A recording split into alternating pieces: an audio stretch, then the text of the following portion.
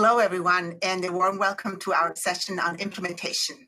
That's really where the rubber meets the road, I would say, although we've had such an incredible program already. And how unfair, of course, for us to follow Gina Davis and Siri, who we just had, talk about goals, but we'll try to do our best. But we're following, of course, important sessions that have talked about the importance of data. We've talked a bit about leadership just more recently, and then in between about how we can build the pipeline. So what we want to focus on today is very specifically about what organizations can do to implement these great insights, bring it into their organizations, embed it literally in how we do business, whether that's in our HR systems, but also more generally on accountability. My name is Iris Bonet. I teach at Harvard. My background is in behavioral economics, and that's also my particular passion, to bring insights from behavioral science to bear on questions of equity, diversity, and inclusion. And I'm joined today by an incredible panel who I will introduce now. So first we have Cara Blanco. Cara is the External Affairs Director, Global Diversity, Inclusion, and Social Impact at Intel.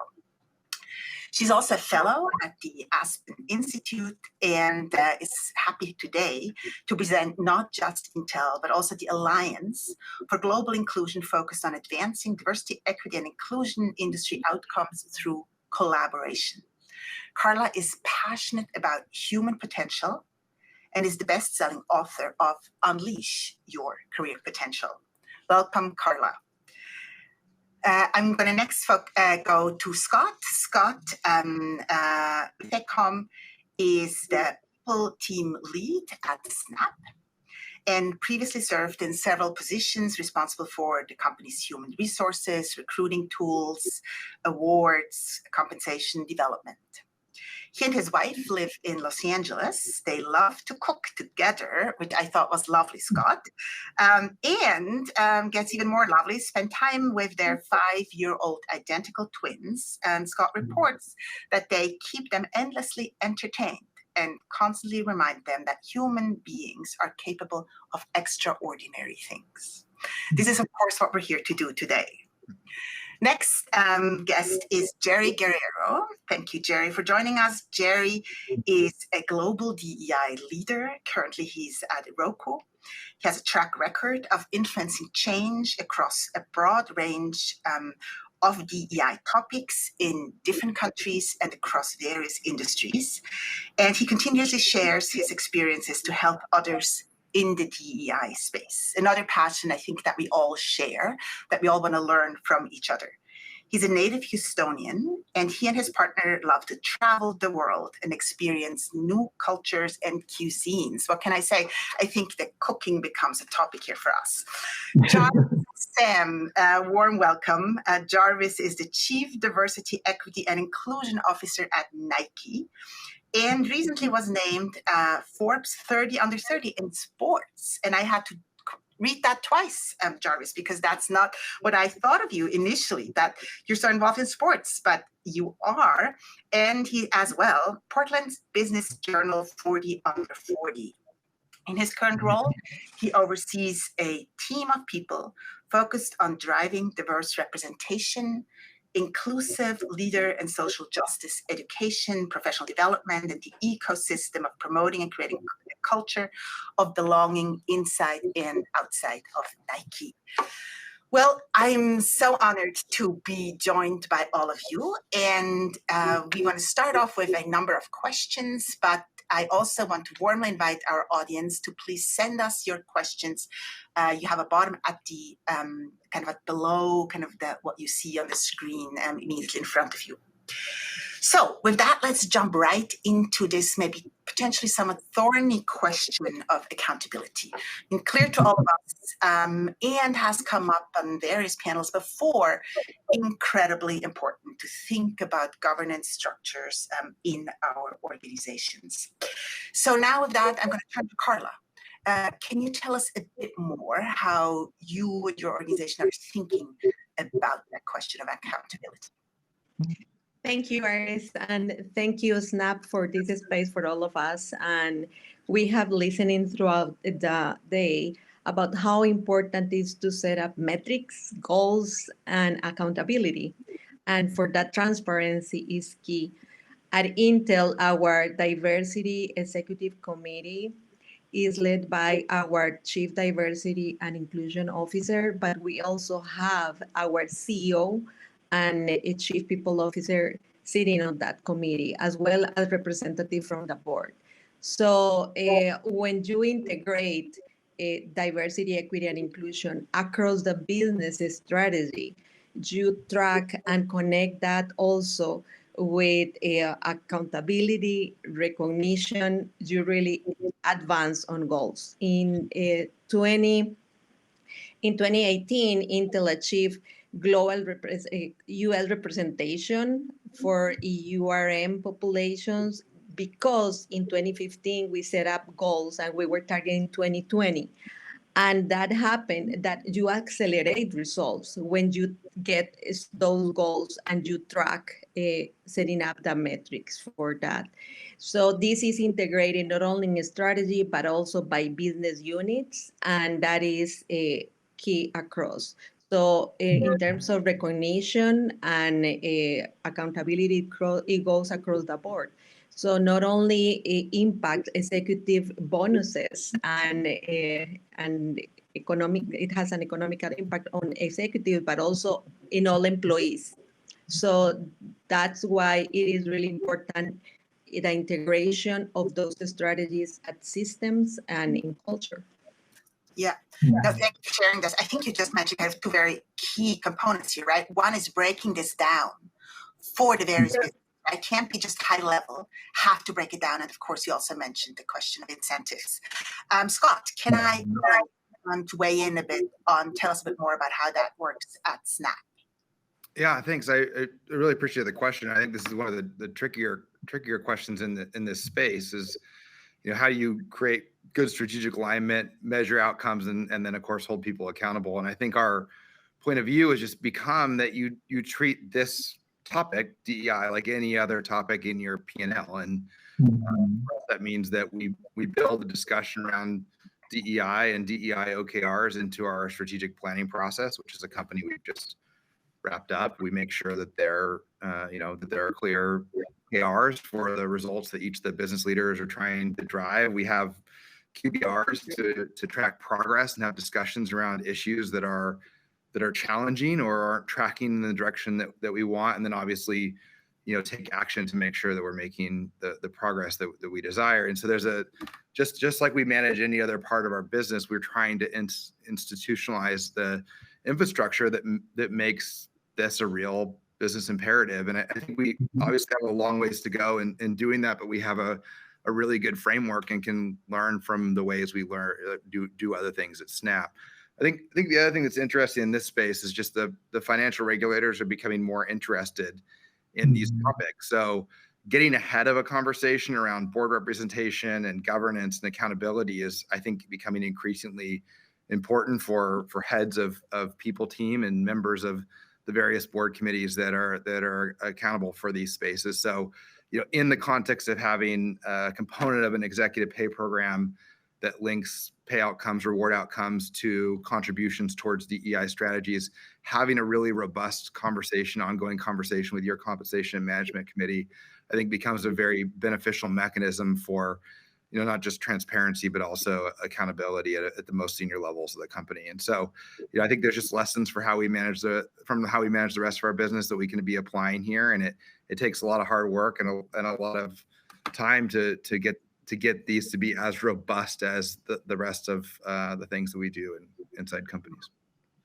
Yeah, it makes complete sense. In fact, Jarvis, I want to turn next to you and to shed a bit more light on your experience at Nike with this question, not just accountability broadly defined, but now also steering in on this question of goals, right? Because Scott, you just reminded us, just manage DEI the way you manage anything else. Set goals, and then we think about the actions and strategies that we need to undertake to actually meet those goals.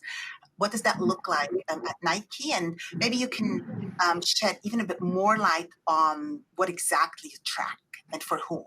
Yeah, absolutely. And then I'll just start by saying it's such a pleasure to be here with this esteemed panel. I think many of the folks watching may know I actually previously was the DEI leader at Snap several years back prior to joining Nike. And so to see the amazing work that the team has led for this incredibly inspiring summit is just quite powerful. But, when I think about goal setting, it is the critical internal link to accountability. It enables us to measure and monitor results along the way. I think for a lot of companies, though, the idea of goal setting typically starts and stops with representation, but that doesn't give a true indication to the longer term impact of then how do you measure this, aligned to several of the key facets that Carla mentioned, like the tie to executive compensation, for example.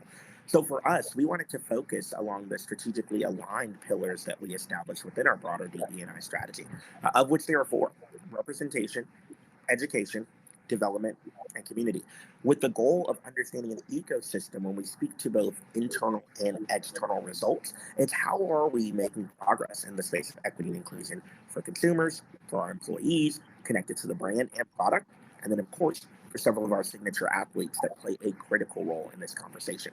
And so in mid-2020, we set some critical goals aligned for 2025, four of which around representation, around impacts that we want to make for representation of women globally and racial and ethnic minorities in the United States. Goals around our strategic commitments of having our executive leadership team and our broader VP leadership team undergo significant amounts of social justice education, recognizing the globally relevant facets of that, including a commitment to have 100% of our VP leaders go through DEI coursework so that they are now held even more accountable to the idea of what principled approaches to inclusive leadership looks like. It's more than just starting a mentorship program, for example, without measured results. So we partner with amazing organizations like 10,000 Coffees to actually establish long-term mentorship programs, having stated commitments around focused development programs for underrepresented communities, such that as we measure toward 2025, we see the progress that's been made over time. But as we monitor then on a quarterly and an annual basis, along with what Scott said, we're able to tie this even closer to our team and talent strategy, our strategic planning efforts, as well as our annual corporate strategy review. Having that form of enablement allows for these conversations to happen more effectively internally. But what's more, the three key words or value drivers that we heard following George Floyd's murder were transparency, visibility, and accountability. You're now creating a system of enablement by publishing these goals externally so that your consumers are actively a part of the conversation, your employees are there, and you're driving just a bit closer to creating congruency of experience between employees and consumers. Well, thank you for sharing that. I think we already have now a number of accountability mechanisms, right? It is, as you just said, consumers, it's the regulators, as Scott said earlier, but it's also our own employees who now know about how we're tracking. And I think you started us on another important conversation that I would like to turn you to next, and that is we have to certainly create the will for change, right? That's goals, accountabilities, incentives, etc. But we also have to give people the tools to get there. Sometimes referred to as the way, right? The way to get there. And now we really have to get into the nitty-gritty of our systems. And in that, I'd like to turn to Jerry actually next and maybe start with hiring and recruitment. What have you done? What have you seen work? How have you changed? And maybe at Roku, but more generally in your esteemed career, what have you seen work to make the hiring and recruitment more inclusive? Sure. So I'll just echo everyone else and thank you for allowing me to be a part of this important conversation. It's great to start with the beginning of the employee life cycle and not just focus on tech companies, but in industry agnostic. I think one of the key priorities is to start with making inclusive recruiting a priority and communicating that across the organization. So one of the things that we're doing in the tech industry, which is underrepresented in terms of women in leadership and people of color in the United States and beyond, is we identified sourcing partners. So there are plenty of organizations out there, and this is something that we did at some of my other companies as well, is we identified those organizations that could expand our talent pools and pipelines. So some examples of those in tech include JobWell, Latinas in Tech, and Afrotech, but there are many, many more. So it's very easy to network with our peers and ask for examples, or even visit websites and leverage the organizations that are shared there. But more importantly, beyond building partnerships, really building the expertise, the knowledge on how to interview and how to recruit and how to select candidates in an inclusive way. We built a series at Roku, a 6-part series for hiring managers and the talent acquisition team to go through so that they could really understand how to perform this and what expectations exist at the company. I think, again, by setting the priority, communicating it loud and clear, building those partnerships, expanding those talent pools, and then also equipping your workforce with the skills needed to do inclusive recruiting, you'll be set for success. Mm-hmm. Thank you. In fact, Jarvis, I'd like to get back to you with that question, because I know that's something you're also very passionate about. But because in many ways, we really have to get into the nitty-gritty, right, of our processes, of how we cast the net more widely, how we advertise, how we evaluate, how we screen, because bias can obviously creep in all of those stages. Yeah, it's a great question. When we think about what creates representation or drives representation, it's really hiring, promotion, and retention are the biggest areas that are impacted. When we specifically focus on the hiring lens, though, it really does have to be a complete model of thinking through talent attraction, engagement, and experience. For starters, underrepresented talent are less likely to even get interested in your company if they're not seeing faces that look like theirs, if they're not seeing a culture that's committed to their advancement and advocacy along the way, if the rhetoric that's built within your messaging and your brand does not align to core commitments or values that the community themselves also uphold. And so from a talent attraction standpoint, there is investment that needs to be made to go to where the talent is. Jerry mentioned a couple of really great digital platforms and examples that can drive this work, but additionally, through the lens of partnerships, conferences, and events, ensuring that your brand is in the right spaces and showing up both authentic to the brand, but recognizing the communities to which you are supporting. One of the areas, for example, in recruitment is the National Society of Black Engineers is an incredible partner that we've worked with through my time at Snap, Google, and of course now at Nike. But it's critical that who you bring from the company to that conference can speak to cultural experiences connected to the community. That's textbook how you capture the element of attraction. On engagement and experience, measurement again is absolutely critical here. And you got to think about what are going to be the actual systemic solutions that drive promotable progress. We at Nike a couple of years back established our own policy around the diverse slate approach. For many companies, including but not limited to the NFL, they have seen challenges with the navigation of the diverse slate approach previously. Most of it centers around, though, a lack of accountability measures or metrics for ensuring that we are increasing and amplifying representation in the pipeline. That's where we started, though. We wanted to significantly focus our attention there, establish an approach that aligned to the research around the one in the pool effect, and that has enabled us to see significant growth and impact, particularly for women representation globally.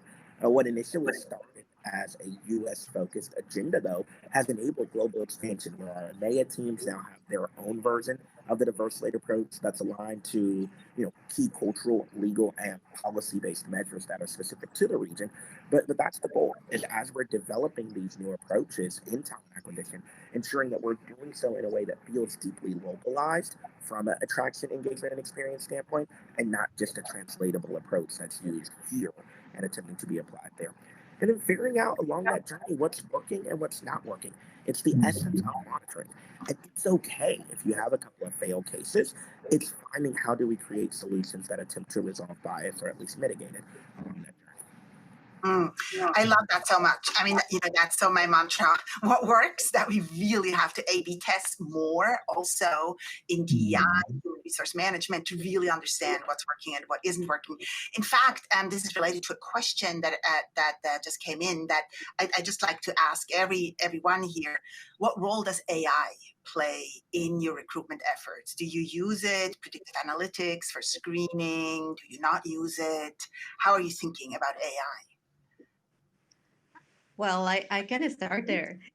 And actually, this is an opportunity to share about the Alliance for Global Inclusion, which is a coalition of 14 companies. We are signatories of the ACT report and committed to advance diversity, equity, and inclusion outcomes for industry. As part of this alliance, we get listening sessions to advance, and one of our goals it is for inclusive products development, and with a focus on AI on HR systems. As part of that, we learned that it's key that humans collaborate with AI or AI collaborate with humans. So we leverage each other. One of the examples that we got on a listening session, it was a person that said her manager confessed that she was overlooking on her resume just because the name was so difficult to pronounce. But the AI, the system, kept bringing that resume over and over. So at the end of the day, this person got the job. So this collaboration is key, as well as we are using AI in the industry to write more inclusive recognitions to employees, for example. So I think we have a lot of opportunity to create those equitable outcomes if we really leverage technology. Thank you, Yeah, Carla. and I'll quickly chime in, Eris. I think that there are some amazing use cases of AI, particularly in the recruitment space. But I think to Carla's point, it's the conscientiousness of the potential implications. The beauty of technology is that it allows us to do great work at scale. The caveat, though, is that if unchecked, we may scale the same biases that we're attempting to control along our own journey. And so ensuring that there's that deeply human centricity that's there and using people to check back the work. And it's the significance of having diverse teams that are actually developing some of the advanced algorithms that fuel a lot of the work that drives some of the AI technologies that we're familiar with today. One of the areas that I often lecture about is NLP. When we think about natural language processing, it inherently takes into account linguistic elements that are so unique to a specific population. And so if unchecked, you may be centering linguistic experiences of a particular population that doesn't take into account dialectical differences, geographical differences, or cultural differences that ultimately ends up scaling the same challenge that you're attempting to control with some of your human-centered approaches. So I think just understanding the impact and implication up front is key. Yeah. And if I may add, right, it brings me back to our early discussions and measuring, evaluating, A/B testing. Do not unleash an algorithm without it being tested and really understand that it might have adverse impact on any group, not just protected groups, but any group. Okay, now I'm flooded with questions. So we need to move beyond hiring, although clearly super important to start there. Many people now ask questions, okay, now we have this diverse intake, good for us, but how do we create safe environments? How do we make people thrive? How do we allow people to thrive in our organizations? And one maybe very concrete applications of that is work allocation. We all know that, some of us are in the cool jobs, the shiny jobs, and others might, have to do the housework. So it's very much marks, but also it is true that more women are likely to have to do those types of jobs. So how do you think about the kind of work allocation? Maybe let me start with Jerry first on that question. Sure, absolutely. So at one of my companies, it was really clear what projects or assignments were what we called partner makers. And they were the fast tracks to advancement. And what we did while I was in the market diversity leader role at this company, we actually created an assignment review process outside of regular performance management. And we did it annually, and I partnered with the HR business partner and also with the business unit leadership. And we looked at the managers and senior managers and their assignments and where they were in terms of readiness for promotion. And we looked at those projects, those fast track, let's say more complex, more scope, larger projects. And we tried to ensure that we were balancing who was being assigned these opportunities. And also, as the opportunities were coming down the pike, we wanted to make sure that they were also being equitably assigned to people in that team. So I found that this process was extremely beneficial. It was eye-opening. It was great to put the conversation on the table, and that way everyone understood the expectations. And this is something that I'm looking forward to implementing in the future as well. So cool. Carla, can I bring this back to you as well? Because I know you have given the broader question also of psychological safety. I want to make sure I get to that question of from the audience also. So one is kind of work allocation, just giving equal opportunity, making sure we don't have what we sometimes call performance support bias, where some people get more support than others. But that support, of course, is broader than work allocation. ERGs, psychological safety. How do you think about that? So, and I just want to clarify, do you want me to focus on how to create that safe environment for all? That'd be good. Yeah. Psychological safety? That'd be great. Yes. Yes. Basically, I think we got to understand that this is a journey, and we are talking about everyone believes, and it is connecting the brain and the hearts of humans, opening to curiosity. And and we have an inclusive leaders training at Intel. And I will quote my boss who says, lead from your seat. And actually leading from your seat requires that you are self-aware and that you are intentional in this. And at Intel, we have this inclusive leaders training that is for everyone and really help you go through that personal journey on how you interact with others. So it is not just for leaders, but for everyone, because this, in order to advance, we need to collaborate with each other, learn from each other, and that way we innovate together. But it starts with that self-awareness, realizing what are my blind spots, and being open. In this training that we have, you own your story, so you start exploring about your own biases and learning from each other, kind of a mastermind where you learn from each other, you build a new knowledge, and you grow together. So I think in order to create those spaces, you got to have those conversations, which many times are not easy conversations to have, again, because we need to be open, vulnerable, and embrace the journey. Have you experienced any backlash, Carla? Right, because we're now getting into this very vulnerable space, as you just described.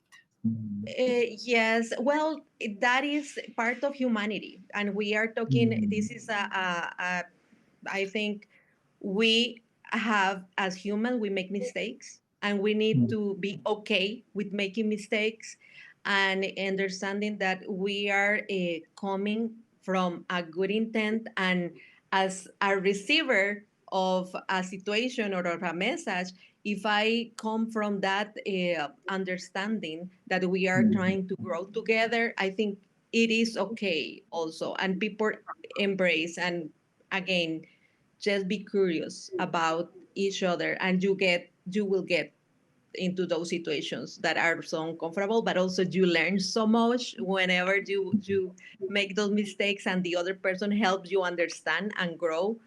So yes. Yeah. No, thank you for sharing that. Did anyone else want to jump in on psychological safety before we move on to another topic? The only add here, I think that there's an opportunity for all of us to help with expectations. Scott, you are on mute. No, I think I can hear him. He's okay. Okay, sorry.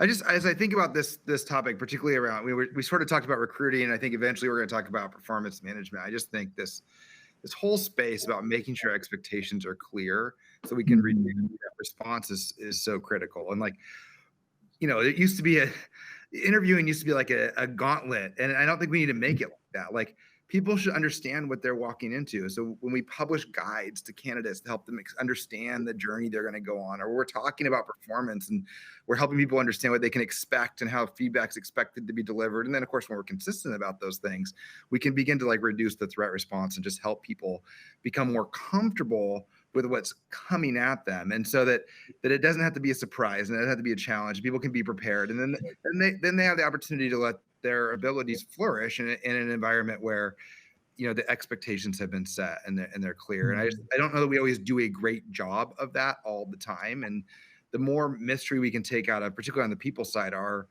processes, we can just help people be more successful and feel less threatened by things that can be challenging. So yeah. No, I like your focus very much on all the transparency of the processes, that I know what I'm walking into. But Scott, let me actually stay with you for a moment, because you just mentioned in passing performance management. So we've talked about hiring. We've talked a bit about, just a little bit, we touched upon kind of maybe the more informal aspect of growth and development. And of course, we could talk much more about that. But I do want to kind of make sure we also get to the more formal aspects of performance management, which I think create lots of fear. And my sense is nobody really likes. So help us get better at performance management. So tell us a bit more about what Snap's doing, Scott. I don't know how much I can help everybody get better. I could just say that we've had a lot of different experiences in performance management, and we'll continue to iterate on it probably as long as we're giving feedback, because like when people start to think of the year end, it's not like they're looking forward to reviews. And I don't know that we'll ever conquer that, but we have to begin to make this process more human and more approachable, because the outcome of feedback is growth. And so like more and more we can align our performance systems to deliver useful feedback, the more equipped we are to help people grow, which I think is people, organizations, as companies, like that's the magic ingredient that we can add to people's lives. And so like this is an area that I think is a real opportunity, and it also is a real challenge, because it comes with so much baggage around how people have experienced it in the past. So a couple thoughts here around some things we've done and some things we're thinking about. So back to the comment around like we should make sure expectations are clear. We worked really hard at Snap to make the scorecard for performance balanced, that people were evaluated not just on their impact, but also on their behaviors as they relate to our values. So we embedded what and how into our evaluation framework. And then we made it super clear what the how looked like. We didn't leave it up to interpretation, and we used a longitudinally studied valid model for doing that. So we were able to go back and say, hey, the things that we're evaluating are actually, they actually correlate to performance, and they've been tested across multiple demographic groups to ensure that they generally don't lead to adverse outcomes. And of course, you have an obligation to test that in the context of your own culture. And certainly we do that and then make adjustments based on our learning. But we spend a lot of time making sure the scorecard is clear. I think we have a lot of opportunity to continue to grow in that area. And then of course, there's good hygienic things around, management talent reviews, and how you embed people into those talent reviews to check for bias and inspect that our decision making is consistent with the evaluation framework. And some of that we're doing well, and some of it, honestly, I think we have room to improve and develop in. And so there's some of that. But I think the most that we've done, and that I really do love, I think the challenge for me right now is that the pandemic really changed our ways of working, and our HR processes are still catching up. And so some of the serendipitous transfer of information that would happen in hallways just isn't happening. And so the gap between the way a manager is thinking and the way a team member understands that thinking, I think, is growing. And so right now we're looking at mechanisms to just make feedback lighter weight and more frequent. People have more signal and more opportunity to respond and make change, or to give their own feedback on whether or not they feel like the input is valid. So I imagine that at Snap over the next couple months, we'll be looking for ways to improve the frequency of that cycle. And that helps to narrow that information gap. It also helps to reinforce this idea that feedback is challenging, that there's good behaviors associated with it. And that if we just keep practicing together, we can drive better outcomes as they relate to our team members' growth. Super interesting. In fact, we're seeing this more generally, that many organizations move to more frequent feedback, as you just said, more interactions, has lots of advantages. Also, recency bias, lots of biases that accumulate over the year, the lobbying, etc., but also the fear that comes with this one big moment. So I find that super, super interesting. But Jerry, can you tell us a bit more about how you're thinking about performance management? Again, I think little loved by most, but still quite necessary, because I think we all agree the unstructured environment is kind of the home of bias. So if we just leave it up to informal feedback where I talk to people who look like me, that's kind of not the way to go. Yeah, absolutely. I mean, I think Scott covered so many important things, and I was just nodding my head and agreeing with everything he was saying. But some key words that he mentioned that I repeatedly talk about are expectations being of the utmost importance, and then frequent communication. So at Pricewaterhouse, when I was there for almost 11 years, we had a very robust performance management system. And it was there was a large presentation done at the end of the year, and they didn't receive feedback throughout the year. So to Scott's point and to your point earlier, moving toward more frequent bite-sized feedback throughout the year became an important tool at the company, and they implemented technology to help support that, and it clearly had an impact on that performance and just the way people were feeling in terms of how they were doing, hearing feedback in the moment as opposed to at the end of the year. Now, interesting enough, I've also been at organizations that had no performance management system or program. So I think what was interesting was that most people enter, at least the companies that I've worked at, my personal experience, they enter the workforce and have expectations about career advancement. And they want to be able to see a clear trajectory, what they need to do, how they can grow, what it's going to take to advance. And without a framework or without the skills or competencies, it's not very clear for those people who have those types of goals and aspirations. So building a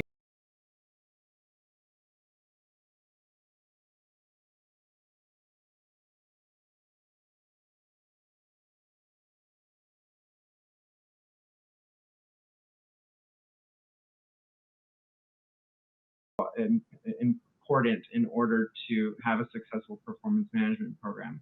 I think lastly, to have an unbiased or to try to debias or interrupt bias in this in a successful performance management program, we talked about calibration sessions, and as we were planning for this for our panel, and we agreed that calibration sessions, having a DEI lens or ear in the room, looking at how people are receiving feedback, if the feedback comments are consistent through different dimensions of diversity, that is also a tool that can be implemented to, again, interrupt bias in the performance management program. Well, thank you. We're almost out of time, but I'm actually going to close with a question that has just come in on maybe the last part of this journey, which is retention. And I'm going to pose it to everyone, but the question is a bit more specific: talent retention and providing, and I love the term, career equity. Career equity, in particular for BIPOC employees, but more generally. So the floor is open. Maybe we can go around the room with a short last statement on that question of retention and career equity. Jarvis, can I start with you? Absolutely. I think retentions are arguably one of the most critical components of the drivers for representation. It gives insight into how employee engagement is being driven. It creates a measured approach to thinking about, is the culture actually aligned with the DEI values and standards that we put in place. I do love the phrase as well, career equity. We need to understand that an individual owning their career means that there's going to be different stages, phases, and junctures of engagement. And if we hold true to consistency of how we think about career pathing, to Scott's point of thinking through that what and the how, and starting to position some of these goal-based principles in the what, and then the outcome ultimately is the way of working or how we get it done, that's where the big impact is going to happen. When we think about career pathing, it creates these step platforms for people to understand what are the various avenues or pathways, either through traditional vertical growth, lateral growth, etc., that continue to result in an expansion of career and opportunities. But overlaying that with the insight of cultural competence for BIPOC communities is going to be super critical. Thank you. Carla. Thank you.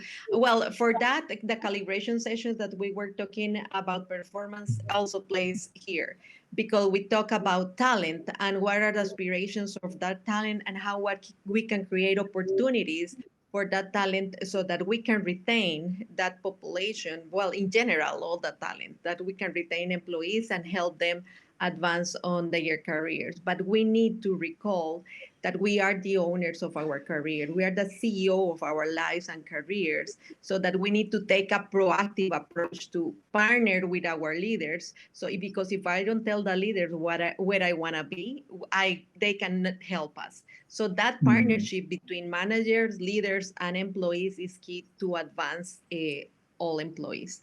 And then the accountability, checks and balances of that bias to prevent opportunities goes to just one group. Maybe partnership is a beautiful place for us to end this session.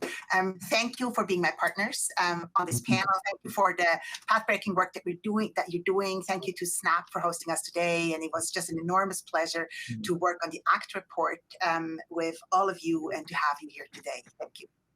Thank you. Thank you so much.